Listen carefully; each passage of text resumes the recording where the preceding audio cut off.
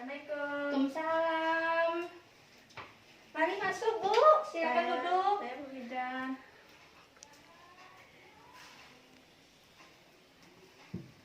Ibu, saya perkenalkan diri, Bu ya. Kebetulan saya Dinda Suri. Nama saya Bidan Halis Parmayanti. Ibu, saya tutup pintu ya untuk menjaga privasinya Ibu. Supaya dia nggak sama ya.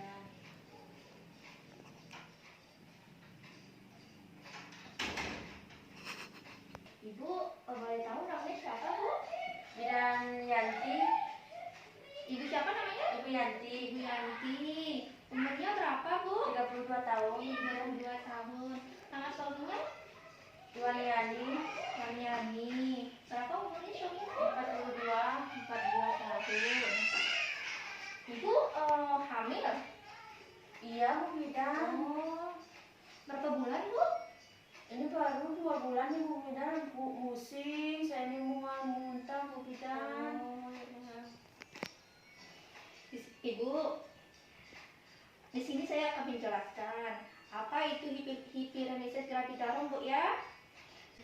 Yaitu mual muntah pada ibu hamil yang berat yang sampai mengganggu keadaan ibu, bahkan dapat mengganggu aktivitas ibu sehari-hari, Bu ya.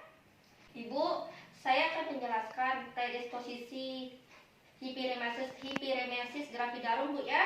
Iya Bu. Di situ saya menjelaskan satu-satu, Bu ya.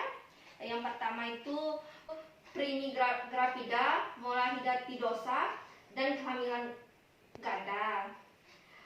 Pada mola dan kehamilan ganda, faktor hormon yang memegang peranan di mana hormon chorionik gonadotropin dibentuk berlebihan. Terus Ibu ya, masuknya Fili choriolet dalam sirkulasi maternal dan perubahan metabolik akibat hamil serta resistensi yang menurun dari pihak ibu terhadap perubahan tersebut, Bu ya. Iya Bu Bidan. Terus alergi, Bu ya, sebagai salah satu respon dari jaringan ibu terhadap anak. Ada dari faktor fisiologis, Bu ya, yang terdiri dari seperti depresi,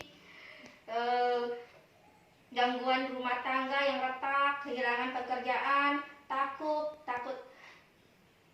terhadap kehamilan dan persalinan, Bu ya.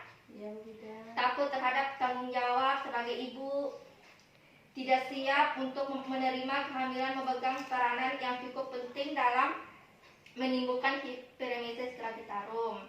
Ibu, di sini saya akan menjelaskan terjadinya muntah, Bu ya. Muntah adalah suatu cara di mana saluran cerna bagian atas membuang isinya bila terjadi iritasi, rangsangan atau tegangan yang berlebihan pada usus, Ibu ya. Itu muntah, Ibu ya. Di sini saya akan menjelaskan, Bu ya, fisiologi terjadinya hiperemesis gravidarum.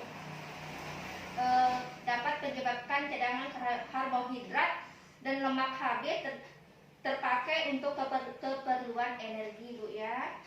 Karena oksidasi lemak yang tidak sempurna, maka terjadilah kalosit dengan tertimbulnya asam aseton asetik, Bu ya. Ibu, saya akan menjelaskan tingkat hiperemesis gravidarum. Ada 3 bagian, Ibu ya. Saya Bu. Ibu, hiperemesis gravidarum itu ada tingkatannya, Bu ya. Ada 3.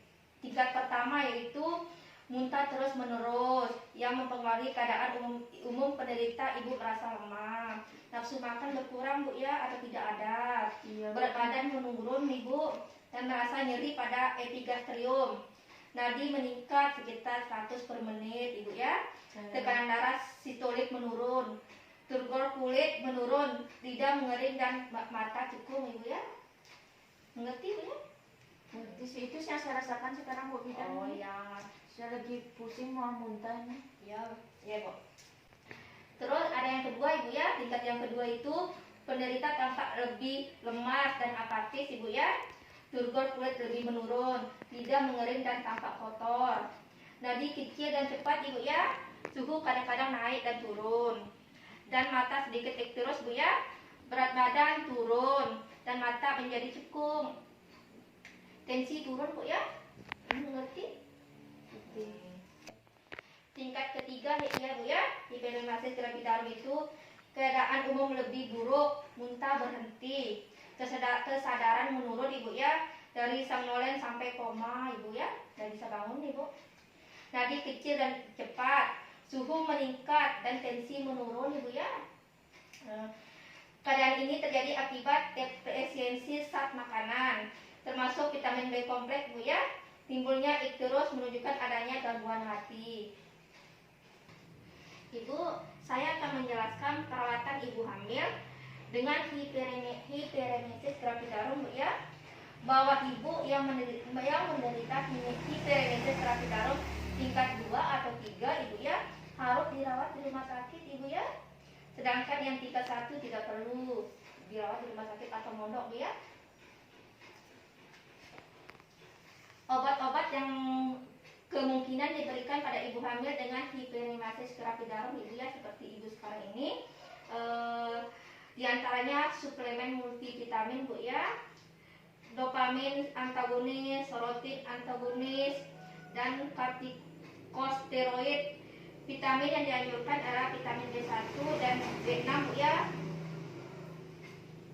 Ibu, saya akan menjelaskan bu ya kebutuhan nutrisi untuk ibu hamil dengan hiperemesis gravidarum bu ya.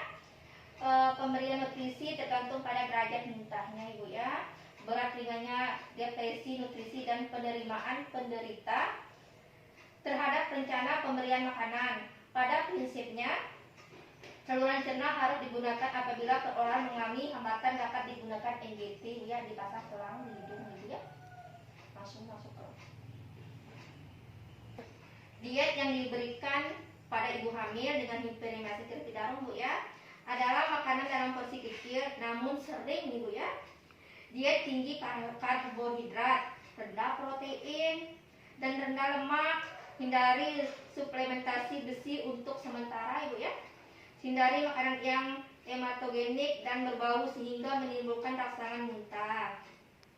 Kebutuhan kalori sehari-hari ditambah dengan 300 kalori per harinya bu ya. Di sini saya akan menjelaskan bu ya tentang perawatan isolasi, yaitu penderita disendirikan di dalam kamar yang tenang, cerah bu ya, dan memiliki peredaran udara yang baik. Apabila dirawat di rumah sakit, sebaiknya hanya dokter dan perawat atau bidan saja yang diperbolehkan untuk keluar masuk di ruangan atau di kamar tersebut ibu ya. Cairan yang keluar dan masuk perlu dicatat. Pasien tidak diberikan makan atau minum dalam 24 jam. Di sini juga saya akan menjelaskan tentang terapi ibu ya, psikologik, bahwa ibu hamil perlu yakin kalau penyakitnya akan disembuhkan. Hilangkan rasa takut oleh karena kehamilan bu ya, dan persalinan karena itu merupakan proses fisiologis. Kurangi pekerjaan serta menghilangkan masalah dan konflik lainnya bu ya, yang melatar belakangi penyakit ibu. Mual dan muntah adalah gejala yang normal ibu ya, terjadi pada kehamilan muda dan akan menghilang setelah usia kehamilan ibu 4 bulan. Di sini bu ya, saya akan menjelaskan tentang terapi pada hiperemesis gravidarum bu ya. Cairan parenteral, bahwa cairan parenteral yang cukup elektrolit, karbohidrat, dan protein dengan glukosa 5% dalam cairan garam fisiologis sebanyak 2-3 liter sehari. Bila perlu dapat ditambahkan kalium dan vitamin, terutama vitamin B kompleks dan vitamin C bu ya. Dapat diberikan pula asam amino secara intravenal apabila terjadi kekurangan protein, yang nantinya akan diperhitungkan berdasarkan jumlah cairan yang diperlukan pada ibu ya. Ibu, apakah sudah dimengerti atau belum bu, atau ada yang perlu ditanya? Sudah mengerti Bu Bidan. Oh iya bu ya. Di sini saya akan melakukan dokumentasi bu ya. Saya Bu Bidan. Terima kasih ya bu ya atas waktunya.